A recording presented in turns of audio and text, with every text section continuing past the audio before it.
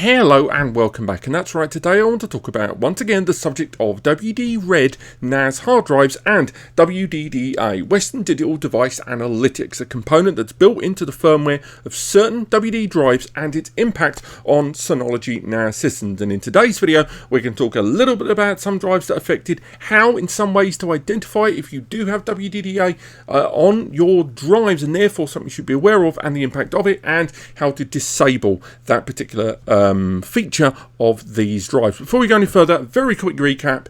Again, right about the end of May 2023, Will over at SpaceX, friend of the channel, did highlight on his YouTube channel about the fact that some drives are utilizing this component WDDA, which once a drive reaches a certain number of hours usage, in the case of many of these drives 3 years, which is the exact warranty period, these drives were spitting out a warning that they were outside of their recommended usage time period, and therefore spitting out a warning that the Synology NAS then interpreted and pushed out as a warning to end users, looking a little like this, thanks to this Reddit here from a year ago, I might add, from Gordon Freeman K, not that Gordon Freeman, I assume. From there, we're able to find out, thanks to his posting a year ago, that drives running with WDDA on board those WD-RED drives, the Synology NAS was picking up this warning and then issuing it as a system warning there. And again, you could tell if you had a WDD drive because they were listed here with WDDA in the health settings when you checked it out. Now, fast forward to more recently, and more drives, more users have started recognizing that their 12 TB drives and other drives, more on that later on, are starting to show this warning, this power on warning, which some users may well and apparently have done, forced them to go out, or convinced them to go out and buy new drives, which is a real shame. So in this video, I'm going to talk a little bit about some of the affected drives that have not been covered, and overall how to switch this system off. Now, if you want to go for that straight away, fast forward, there should be chapter points at the bottom of the timeline there,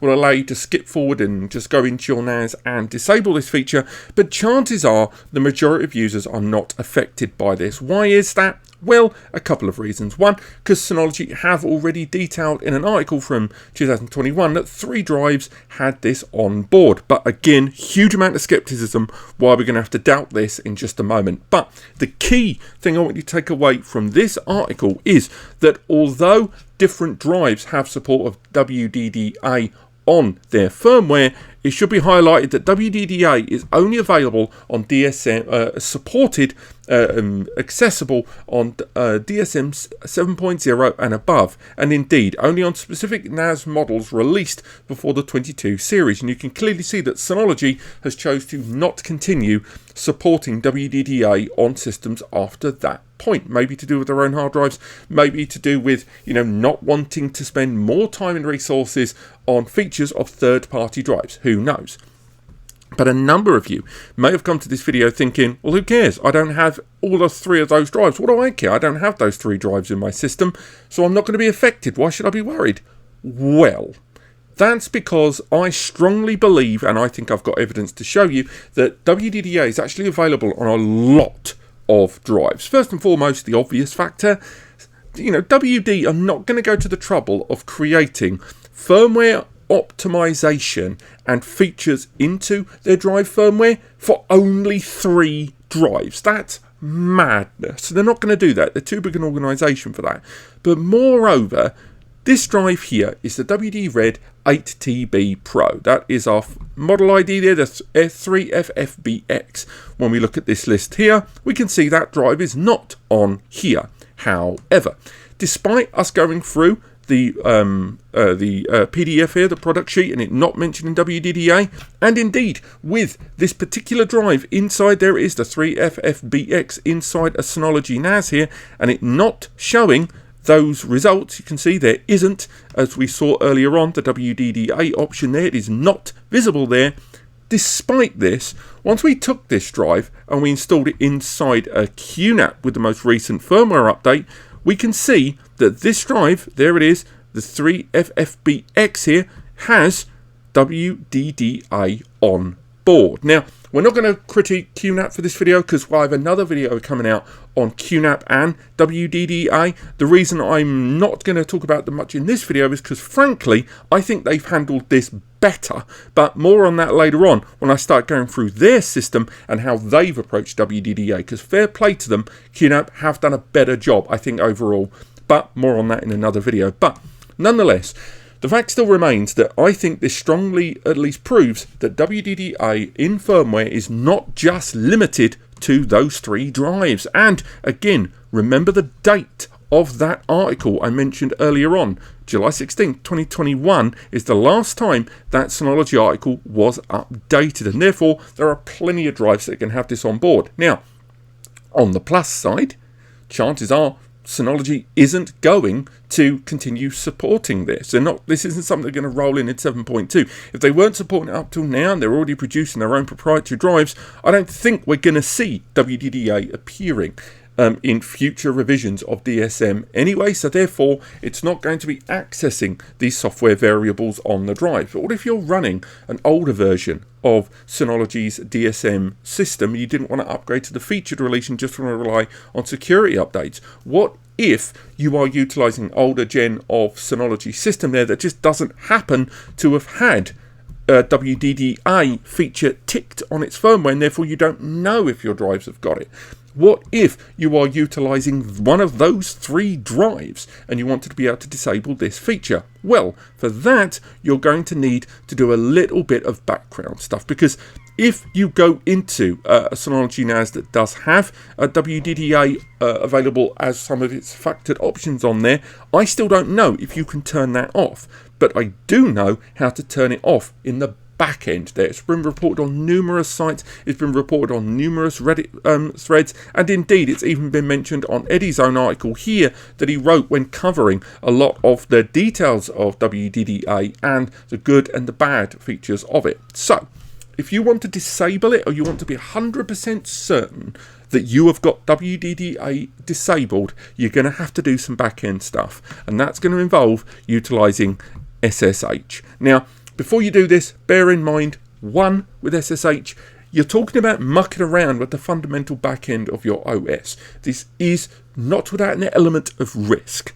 2, when you are doing this, make sure you are convinced this is what you want to do. If you don't have support of WDDA, if you're using drives like these ones, and again, these are UltraStar drives, once again, not showing WDDA, chances are, even if it was on board, the Synology NAS isn't going to support it, unless you are certain that this is something you want to avoid, or that you're already running a system that has recognized that it's got WDDA firmware drives being accessed and utilized, and you don't want that silly 3-year alert to trigger warnings on your system or one of your client systems. This is an option, but just make sure you know that going in via SSH has risk, okay? So in order to do this, what you need to do is first head into the control panel, as you normally would, the option there, go into terminal or SNMP and make sure to tick the SSH service and then click apply. Once you've done that, you need to download an application, and there are other options out there, by the way. You can use Windows Shell, you can use a bunch of other ways to get into SSH, but one of the most long-term used and most historically well-used methods is taking advantage of PuTTY. PuTTY, straightforward, free, very easy. Once you've got PuTTY up and running and you're using a client system like this that's on the same local area network as the NAS, make sure to add in the host IP. Locally, you've got it up there, so you can go in with 192.168, then followed by 1 and 105. Again, your IP is going to be different. Just make sure you use the right IP. Then click open, and then from that, it will invite you to log into the system. Use the login credentials that you've created previously.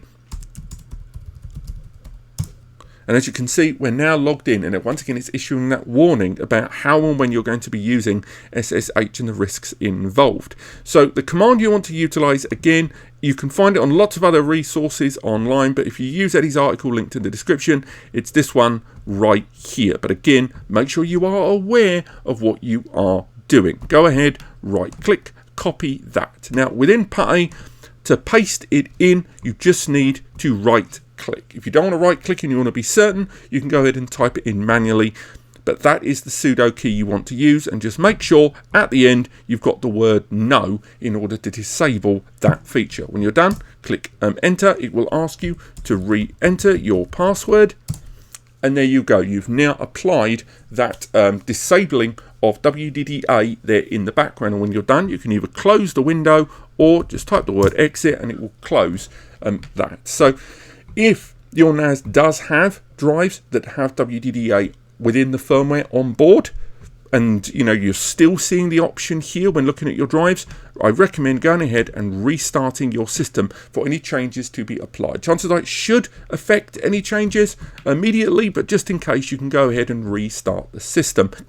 Now, before we go, it is worth highlighting that WDDA doesn't really have a GUI. It doesn't have any kind of graphical user interface, and indeed, even when I took one of these 8 TB drives that I now know have WDDA built into the firmware on board, even though I took that drive and stuck it into CrystalDisk, I stuck it inside WD's own dashboard tool, even though I know it's on board, I could still find nowhere where it was showing. I went through all the different options of WD's own app and CrystalDisk, and on no point could I find anything to do with this service being visible. It has no real graphical user interface, and much like Smart, all it exists to do is live in the background and supply further information on top of Smart like this. This is a WDDA report that I was able to generate from a system, from a QNAP system, and all it does is provide additional WD information there. And again, much like the lifetime power on, that's kind of the big issue, and you can see the stuff like workload limits and stuff like that, which are applicable more to SSDs these days, that arrive with both a warranty and a write limit built into the support level that you'll get from the brand.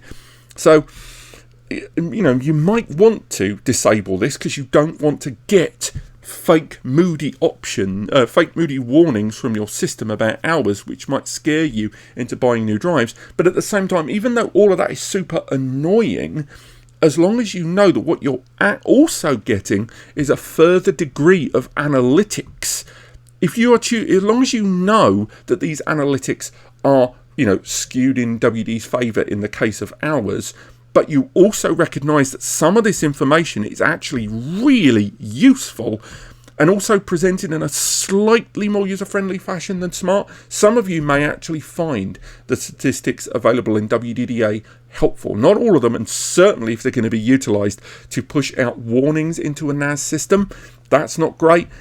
But still, nonetheless, I think WDDA, it's not inherently bad. It's the way this has been used by WD and how it's been actually adopted, or at least that the notifications and information have been utilized by Synology's DSM, that are not great here. But this has been how to identify some drives that have got WDDA on board, and how to disable that feature from within Synology DSM. As I say, I've got one more video coming up on this, and it's going to be a much shorter one, and it's to do with QNAP. And this is going to be how WDDA is utilized on a QNAP NAS, so I will be talking about that in a video very, very soon. Otherwise, thank you so much for watching. If you want to learn more, go to the description. We should have another updated article on this below, along with other videos and articles on this subject, and of course, everything to do with NAS. But apart from that, thank you so much for watching, and I will see you next time.